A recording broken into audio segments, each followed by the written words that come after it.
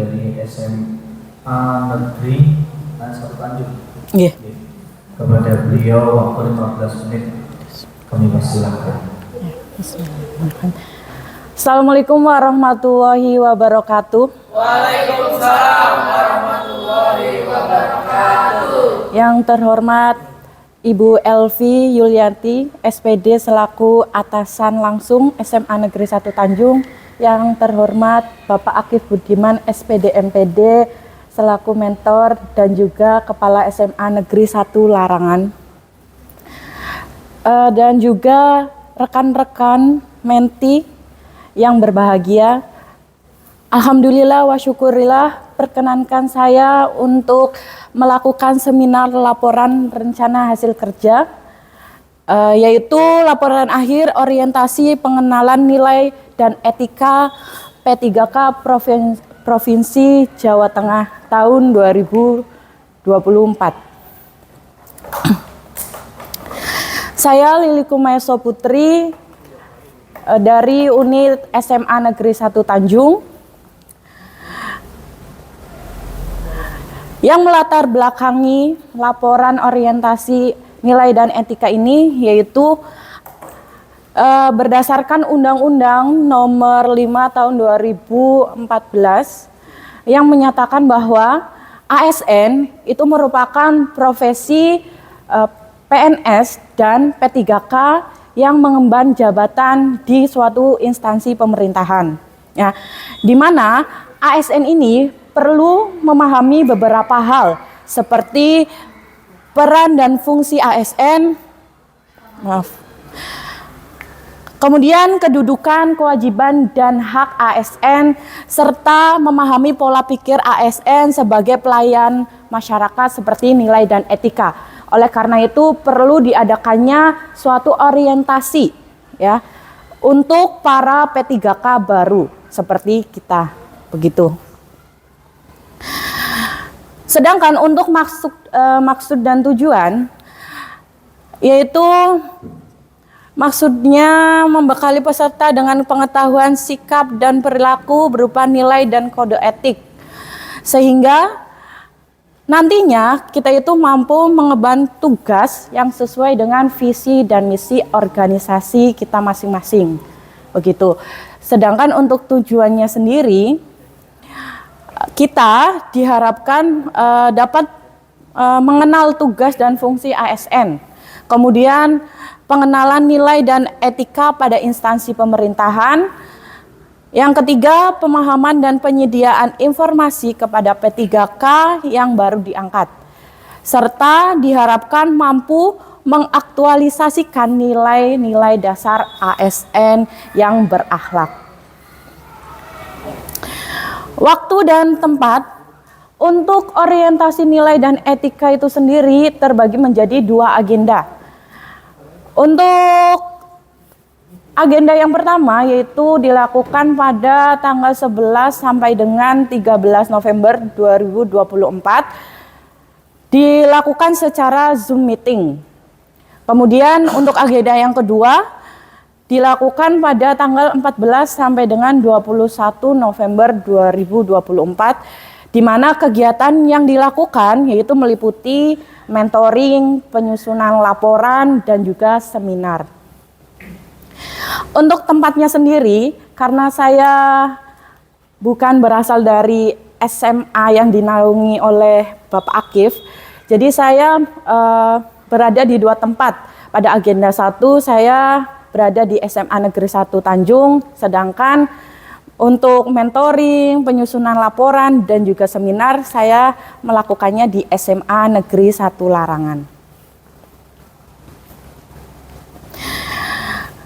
Untuk selanjutnya saya akan sedikit memaparkan visi dan misi SMA Negeri 1 Tanjung.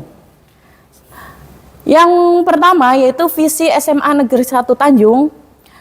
Visinya terwujudnya lulusan yang berakhlak mulia, berprestasi, cinta lingkungan, dan berbasis TIK. Sedangkan untuk misi SMA 1 Tanjung sendiri ada 4. Yang pertama, mewujudkan lulusan yang bertakwa, terhadap Tuhan Yang Maha Esa, berkepribadian luhur, dan berakhlak mulia. Ini bisa dilihat dari salah satu kegiatan yang dilakukan di SMA Negeri 1 Tanjung. Setiap pagi sebelum pembelajaran itu diadakannya mujahadah. Kemudian yang kedua, meningkatkan prestasi di bidang akademis dan non-akademis. Jadi SMA Negeri 1 Tanjung itu aktif baik di bidang akademis seperti OSN atau lomba-lomba yang diadakan oleh dinas dan juga kampus-kampus di Indonesia. Kemudian untuk yang non-akademis itu bisa dilihat dari kegiatan Pokja, kemudian FLS2N, dan juga yang terakhir kemarin ada siswa kita yang mengikuti stand up comedy. Jadi kita tidak membatasi para siswa itu mengikuti lomba. Untuk yang ketiga, mewujudkan lulusan yang berwawasan lingkungan hidup, mencintai lingkungan sebagai bentuk partisipasi ikut melestarikan lingkungan daerah, nasional, dan juga global. Di sini SMA Negeri 1 Tanjung berusaha mewujudkan lingkungan yang asri melalui program-program agriyata seperti adanya tanaman obat, kemudian dilakukan juga penanaman sayur-sayuran seperti itu. Dan yang terakhir itu meningkatkan keterampilan dalam memanfaatkan perkembangan ilmu pengetahuan dan teknologi yang berbasis TIK. Sebisa mungkin SMA Negeri 1 Tanjung itu berusaha untuk memberikan fasilitas-fasilitas sehingga pembelajaran yang dilakukan di SMA Negeri 1 Tanjung itu bisa berbasis TIK. Untuk laporan yang utama atau inti, saya akan memaparkan rencana hasil kerja yang sudah saya susun. Yang pertama, rencana hasil kerja pimpinan yang diintervensi, yaitu terkelolanya pelaksanaan pembelajaran yang berfokus pada implementasi KOSP, di mana rencana hasil kerja ini yaitu melalui perencanaan rapat penilaian atau asesmen yang mengacu pada KOSP. Untuk tahapan kegiatannya, yang pertama kita menyusun dulu draft atau lampiran berupa asesmen atau penilaian pembelajaran. Kemudian yang kedua, melaksanakan kegiatan pembelajaran sesuai dengan KOSP. Untuk output kegiatan sendiri yaitu berupa presensi, kemudian ada juga hasil ulangan harian atau asesmen, kemudian ada juga penganiayaan dan remedial. Sedangkan penerapan nilai-nilai akademiknya itu melakukan kegiatan pembelajaran sebagai tugas pokok dulu. Yang kedua, melaksanakan evaluasi sebagai bentuk asesmen. Untuk FHP yang kedua yaitu terkelolanya kegiatan pengembangan kompetensi guru dan tenaga pendidikan, di mana rencana hasil kerjanya sendiri yaitu meliputi peran guru sebagai peserta pelatihan BIMTEK, yaitu dengan mengikuti tahapan seperti mencari informasi, kemudian melaksanakan pelatihan, dan juga melakukan pembahasan. Untuk outputnya sendiri, ada 2 dokumen yang diperoleh dari kegiatan ini, yaitu berupa sertifikat diklat.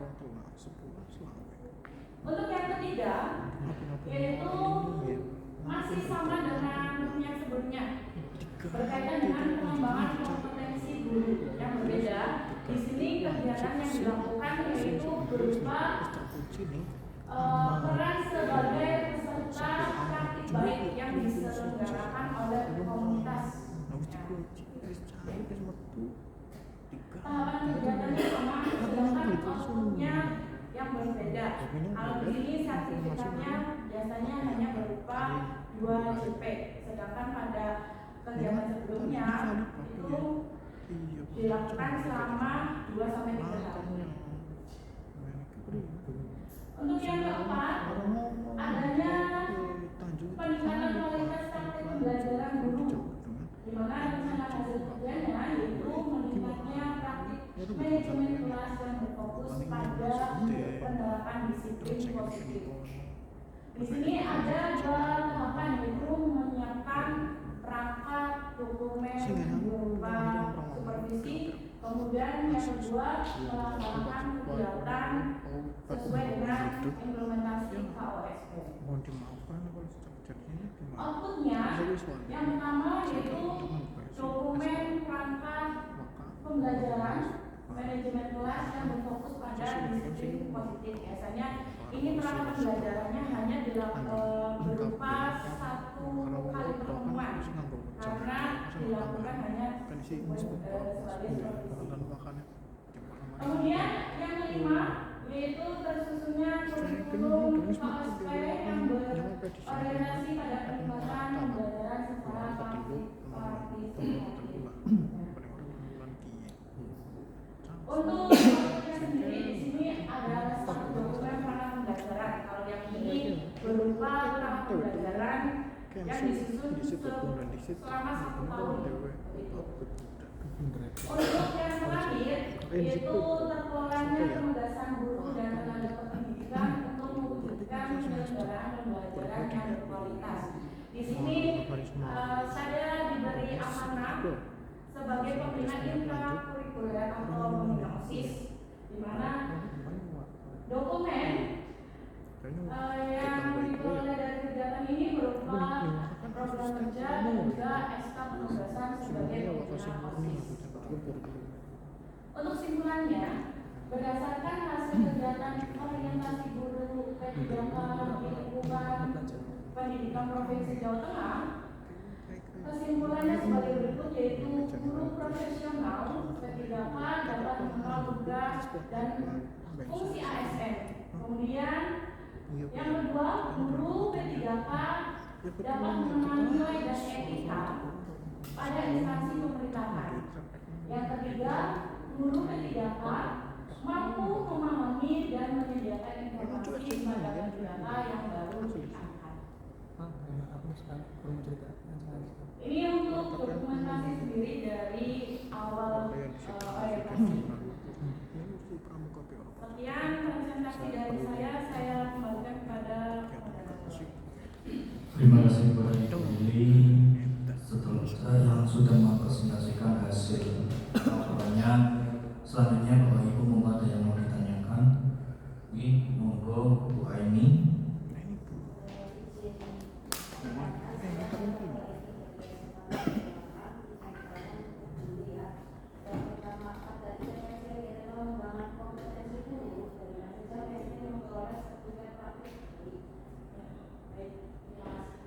Terima kasih untuk Bu Aini ya. Untuk praktik baik, lebih banyak saya mendapatkan sertifikat itu melalui komunitas belajar di PNM. Jadi biasanya saya melihat jadwal-jadwal seminar atau kombel di PNM, kemudian saya ikuti. Kemudian yang kedua, MDMP kimia yang saya ikuti juga memadai adanya seminar ya, semacam webinar. Terakhir itu kita bekerja sama dengan dosen UPS. Untuk yang lainnya biasanya saya mengikuti webinar di sekolah, tapi diadakannya berkala. Terima kasih. Cukup Ibu. Monggo ditutup. Terima kasih untuk Bapak Ibu yang sudah memperhatikan dan juga memberikan semangat untuk saya.